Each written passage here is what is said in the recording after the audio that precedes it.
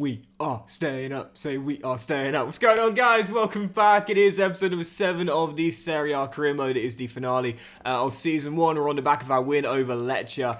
We've now guaranteed safety with 2 to go, 7 clear of the team we just beat. I was singing like we deserve to celebrate. We don't. It's been an awful run of form. We've had like 1 win in 10. It's been a shambolic run. But today we're playing our final 2 games at home to Empoli and away against Frosinone. And we'll have one final recap of the squad. With the squad hub, look at the statistics and see who won what around the world as well. So yeah, we're wrapping up the season today and hopefully wrapping up with no injuries too. So first game is Empoli looking for back-to-back wins and our first home win in a long time here. We could still finish in the top 10 as well right now, level with Bologna, only behind them on head-to-head. So let's get the 2 wins we need that will probably give us a top 10 finish. Forza Udinese. So a bit of a legend on the left-hand side for Empoli tonight. You know the name, because he's my boy, and Bai Niang. And, man, what a save that was, man. He was the legend, he was the Docks hero of that career mode with West Bromwich Albion, and it was just a brilliant, brilliant save. And I get asked so often, like, you know, who's your favourite ever? Like, who's your best player ever? Who's, you know, and it's just so hard just to pick one. I'll be honest, I can't. Like, there's just too many for different reasons. But I will say this: out of the most composed players I've ever had, 2 stand out as the absolute best. Ivan Toney and this man right here. Whenever I was through on goal with Niang, I thought I'd finish everything, and 9 times out of 10 I did. It was unbelievable how much, you know, when you have like confidence in a player. Niang, I think, perhaps the most confident I'd ever had in a player ever. He was unbelievable. It's true, like when I've got like a legend in a save, or a guy who's like becoming established as the hero of the series. Sometimes, I don't know, like I feel a little bit nervous using them, do you know what I mean? It's just like, oh, they're the star piece now. They've got to get the goals, they've got to get the assists, or on the defensive end, they've got to get the shutouts or whatever. But, yeah, sometimes I'm a little bit nervous using them, but with Niang, I mean, he was just brilliant. And, oh my goodness gracious me. But you know what's not brilliant? My defence, honestly. Granted, clean sheet there against Lecce, but recently we have been leaking goals like my bathroom sink. It's just awful. Absolutely awful. 2-0 down in 21 minutes, and the defence woeful. You know, I wanted to finish the season strong. Back-to-back wins. Well, 3 wins on the trot and a top 10 place. I don't think so. This is a woeful end to this season. We are stumbling over the line and then some. Silvestri, quick throw. Controlled by Roberto. Nimble on his feet. And now through to Samar. Just 2 men out wide.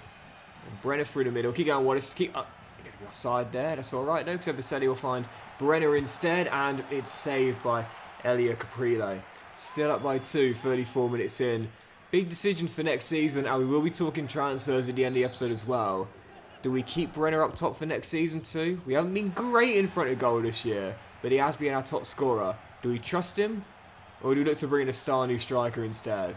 I just don't know what Brenner's ceiling is. And don't get me wrong, he's a young man still. He's in his early 20s, but I think for me, it's one of those things where it's like, people always talk about potential, and potential's great, but, you know, everyone has it. Not everyone can fulfill it. It's as simple as that. And for Brenner, I mean, yeah, young striker, still in his early 20s, long way to go in his career, but... Oh, what a goal, Prass. I'm not sure if he's going to hit the big heights, you know. I guess we'll see. But I'm calling it now. This guy definitely is, man. This guy has got a serious game. Alexander Prass, his 3rd goal of the season from range, and 4th goal overall. He has been a sublime signing from Sturm Graz. I was excited to use him. He is fulfilling his potential. Cambiaghi scored the first. Now Marine on the turn. Dispossessed by... He's literally everywhere. And I said when we signed him, I can see this guy becoming a box-to-box. Keep going, keep going. I see you, I see you, I see you. And I see Pereira to the left-hand side. It's a... Oh, yeah. Surely Roberto. No, what a miss. Should have fired in a leveller. And for our final home game, should have seen us come back from 2 goals down to claim a point. Prass and Roberto, 2 of my players of the season. One got the goal, the other missed the target. Empoli hold on for the win. And unfortunately, it's not going to be a winning end to our time at Blue Energy Stadium this season. Stumbling to safety in what has been the final 12 games. But at least it's been secured. Yeah, let's just get this season over with, man, honestly. Oh, it's been a tough end as we see. Oh no, is that the DM? That's the DM, isn't it? Yeah. Oh, well, I thought he was gonna wait because he's only 16. He's just a boy. I thought he'd. Oh, that's so annoying. I did not see him asking for a pro deal. Only 61 overall.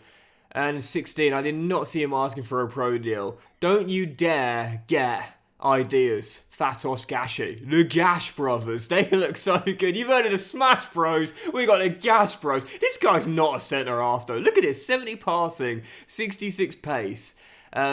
74 curve, a useless 71 free kick accuracy for me. That could be 99, I'm still getting nowhere. I love the fact he's 6'2", but he's a playmaker, this guy. This guy, or possibly a winger with a 70 crossing. Could I turn him into a wide midfielder? The defense isn't great, that's the only problem. I think convert him to CAM first and possibly then try and get him on the wing. 1-star weak foot. Ugh, gross. Who was the other geezer? Mikado. Yeah, go on. He's 18. Chuck him in the first team. We'll line him out next season. I can't wait for the Gash Bros, though, man. I'm so excited for them, honestly. Right, let's end the season here. Final game of the Serie A campaign. It is Frosinone away.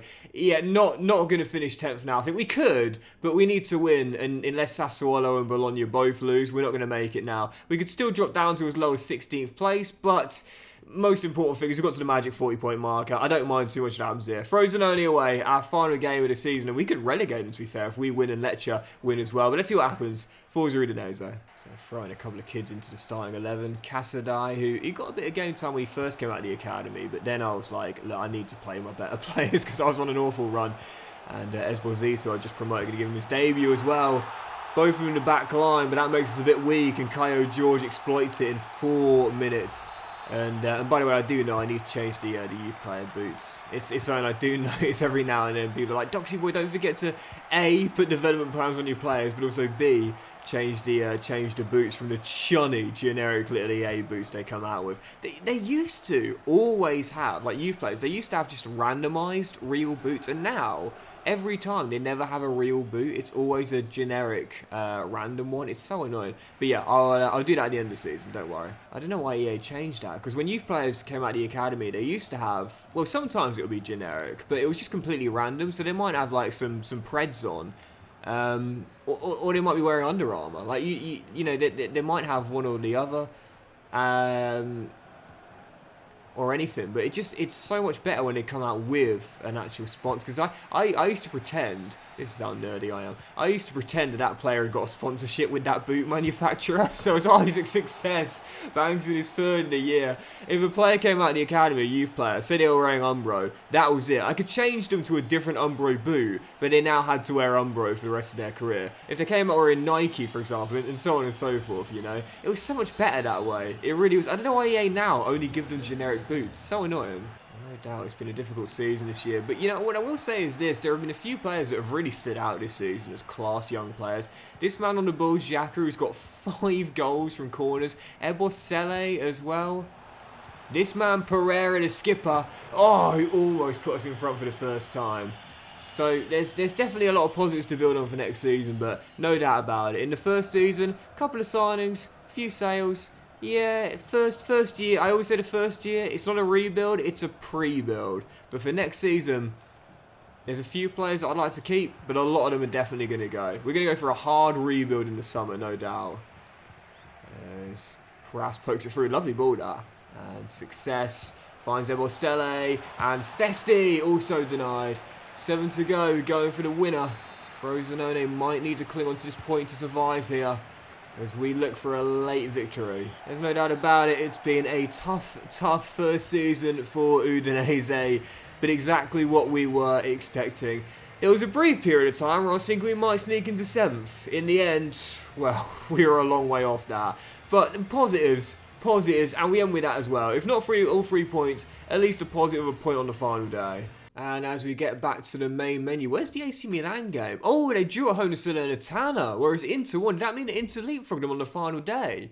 It was Inter who were 2 points behind. Oh, wow, look at that. AC Milan on the final game have just surrendered the titles to their great rivals after they went ahead as Verona. Wow. How about that? So, yep, Inter are champions, just like in real life, this time on the head-to-head record.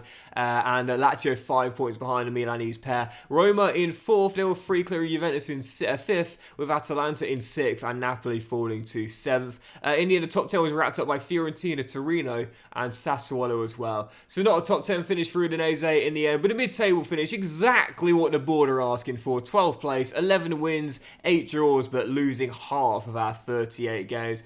Only 41 goals scored, making us one of the league's worst goal scorers this season, and that is something we need to look into improving for next season. In the end, Frosinone survived, didn't need the point on the final day, as Lecce, Cagliari and Salernitana are down to the Serie B. Ooh, Cagliari, I'm coming for some of your players, guys. As for the Serie A, Ben Yedder and Martinez, 23 goals each, but Ben Yedder played 8 games fewer, so wins the Golden Boot. Did we have anyone at all in the charts? Did Brenner make it? Did Brenner make it?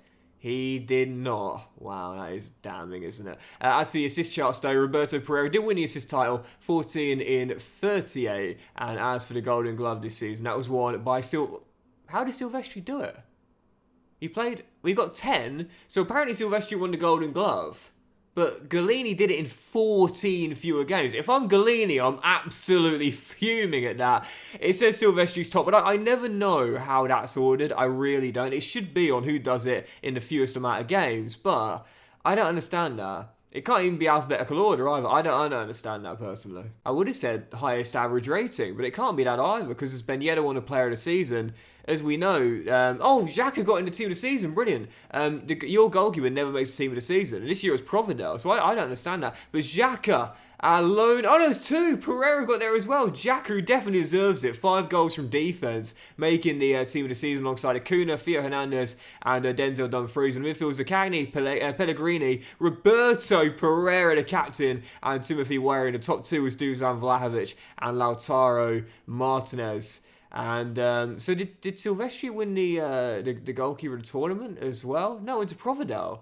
So I don't understand that personally. Oh, and I've just seen this as well. Before we take a look at the Cups and the Champions League and so on, Kingsley has come to me and said, "Boss, got to be honest with you, theme new again, started to damage my career." And again, I said this in the first season. In the first season of RTG, I truly believe that everyone should be available for the right price, and especially your older players. Kingsley has started a lot less than Festi, and why is that? Well, he's 8 years older. And don't get me wrong, he's only a couple of ratings lower than Festi, but Festi's grown by 4 this year as we've been prioritising the younger player. So, yeah, I'm fine letting Kingsley go. He came off the bench a lot for me, got me a goal, but, yeah, I don't mind that. Festi's the future for us on the right-hand side. So, yeah, Kingsley going, I don't mind that one bit. And as we have 2 offers here, one from Bournemouth and one from Ajax. Similar fees, and I'll let him decide whether he wants to go to Amsterdam or to the south coast of England. And we've got an academy up there as well. Our final one of the first season.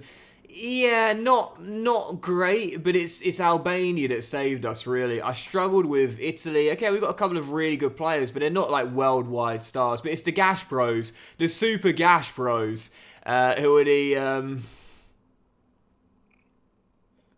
the top 2. He's going to have a big overall spike when he completes that position change in a couple of weeks' time, and I'll keep you posted on that. But it's the goalkeeper that I'm most excited about. The potential range is 2 lower, but 66 overall already at 16, 72 kicking.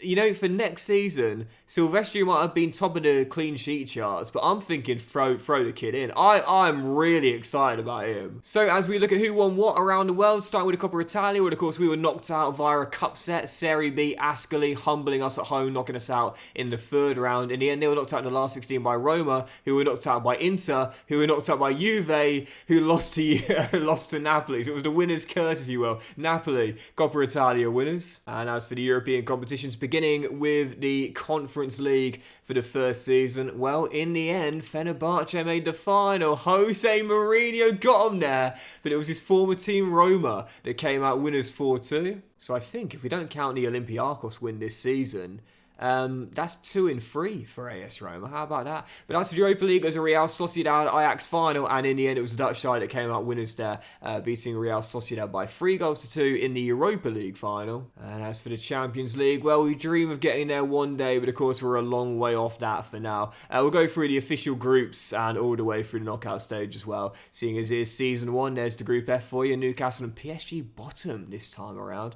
So making it through to the last 16, as you'll see, Inter knocked out the eventual winners in real life, Real Madrid, this season. They also beat Porto. They lost to Atletico Madrid, though, who lost themselves to Manchester City. So technically, it'll be back-to-back CLs for Man City with a win this year over Simeone's side in the final. So as for other leagues around the world, beginning with the Serie B, well, Sampdoria, winners of the Serie B this year with Andrea Pirlo in charge, Palermo in second, and the playoffs, Venezia, Como, Cremonese, Bari, Parma, and Ascoli as well. I'd love to see, just like in real life, one of Parma or Como make it up. Or Venezia, to be fair. All 3 came up, didn't they? And as for the Premier League, 4th place finish for Manchester City with Liverpool the winners. Very close title race. Top 4 separated by 5 points there, with Arsenal and Chelsea also making it in as well in this year's English Premier League. Paris Saint-Germain, winners of Ligue 1, 8 clear of RC Lens and only 1 defeat all season long, with Monaco in 3rd, Marseille in 4th, and Nice in 5th this year. And unlike in real life, Bayern Munich's dominance is not over domestically, finishing 4 clear of Bayer Leverkusen to win this year's German top tier. The Eredivisie was won by PSV, 7 clear of FC Twente in 2nd place in the Dutch top tier this season. Porto, champions of the Liga Portugal, 3 points clear of Benfica, and a whopping 12 clear of Sporting Lisbon in 3rd place this season. Celtic, champions of Scotland, well, we assume so. As I always say, it's the first phase completed here, but you can't see the second phase, so just got to assume the team that was top went on to win the second phase as well. And as for La Liga, Barcelona, 4 clear of Real Madrid to win Spain's top tier this year, with Sevilla in 3rd and Atletico Madrid in 4th this season. And we shall do 2 more. Galatasaray, champions of the Turkish Super League, 2 clear of Fenerbahce and 8 clear of Besiktas in the Turkish Super League this season. And as for the MLS, well, just got going. And I always say, you can always tell when Messi's retired in your career mode by looking at the MLS. In the first season, Inter Miami are almost always on top when you end the season, if you're playing in Europe, I should say. But after about 3 years, you notice that Inter Miami are down to like 20th place or whatever. That's when you know Messi's hung up the boots. For now, he's still got them on and still got Inter Miami top. And so, as we end with one final look at our Udinese side for Season 1 and the team we finish up with, yeah, I've got to say, this is pretty much exactly what we were expecting from the first season. A couple of good new youngsters coming in, both from Austria in the end, in Querfeld and Alexander Prass as well. A couple of the youngsters we inherited growing nicely, such as Ebosele and Brenner as well. But for the most part, when you look at this team, the one word that comes to mind is mediocrity. This is a mediocre Udinese side. And with that being the case, it's not a surprise we end up finishing in mid-table. For the new season, I want to make sure we've got a great chance of top 10. If that's going to be the case, we're going to need to reinvest in the summer, and we will look for some more young talent as well. The first season is all about laying down the groundwork, as we call it a pre-build, not a rebuild, but for next season, that is when the rebuild starts. What we've got are a couple of really decent young players out on loan, including this guy, Leonardo Buta at Gil Vicente, but also a few senior players that are also out on loan as well, such as Messina, and I think, is Benkovic now a senior player? I think so. And when they come back, we'll be adding them to the transfer list. Benkovic is 26, not really a senior at 26, but even so. But yeah, the young talent here will definitely be staying. Yaka is now 25. We like him a lot. One of my players of the season this year, with the 5 goals in 37 games and an assist as well, plus 10 clean sheets in 37. This dude was a monster at the back, one of the bright spots. But yeah, for next season, we are going to need to reinvest a little bit, but it's still going to be a process. You know, in the summer window, don't expect us to come in and sign some of the best wonder kids in world football. We won't have the money. We've got just a few million in our budget carrying over from the sale we made in January with Perez going to AC Milan, but we haven't got an astronomical budget to work with next season. It will still be a very low budget. I'm predicting around 25 to 35 million euros, around that. Possibly not even that, to be honest here. Festi, by the way, what a season. 7 goals and 2 assists in 31. I said, this guy's perfect for our system on the right-hand side. He's looking it. I'm very excited about him, and he's definitely going to get a contract extension in the summer to get rid of that release clause as well. But yeah, so we're gonna rebuild the side in the summer. Don't get me wrong. We're gonna cash in some of our seniors. Don't get me wrong. No, this guy's going nowhere. Club captain might have gone down a rating, but phenomenal season for us. Winning the assist title, plus 7 goals as well. Roberto Pereira, love this guy. He's staying as our captain until he retires. We need a long-term successor at some point, but not for next season. But yeah, we will rebuild the team, but not with like the best wonder kids in world football. We're still going to be looking for our Prasses, our Querfeld, the young talent that can still come in and play a part, but still have a long way to go as well. But this guy was brilliant this year. 4 goals and 5 assists in 35 games. When I signed him, looked at his stats, thought he was quite versatile. Really dealer's choice as to where I wanted to play him. But whilst he's not the quickest, I still felt as though box-to-box might end up being his best role. I think it definitely was, no doubt about it. His defense has improved, his passing's gotten better, and don't forget the goals he scored this year. 3 of the 4 were screamers from range, up 3 to 77 overall. I'm keeping him on that ball in midfield development plan. I want to keep getting our defense up. I really, really like this guy, man. Great signing from Sturm Graz as well.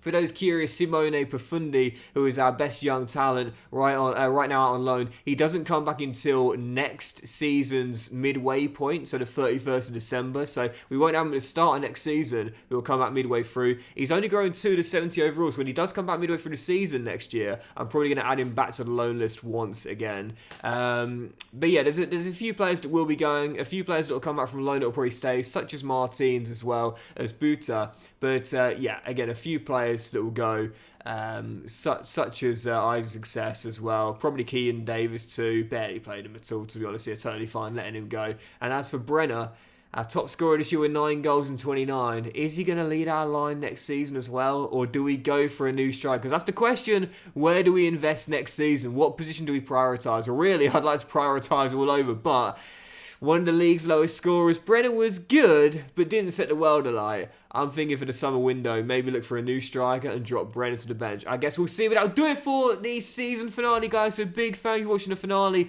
of Season 1 and Season 1 as a whole. If you have enjoyed it, then please do drop a like. Much love to you all. Have a fantastic day, and I'll see you for the next episode. It's one of my favourite episodes of a save. The first episode of Season 2, when the real rebuild begins. We've had the pre-build, we've had the first year, and now the rebuild's going to begin in the next episode in the summer window for Season 2. It'll be coming in the next one. Thank you for watching this one though, guys. Much love to you all, and I'll see you for a brand new episode in a brand new season as the rebuild will begin very soon.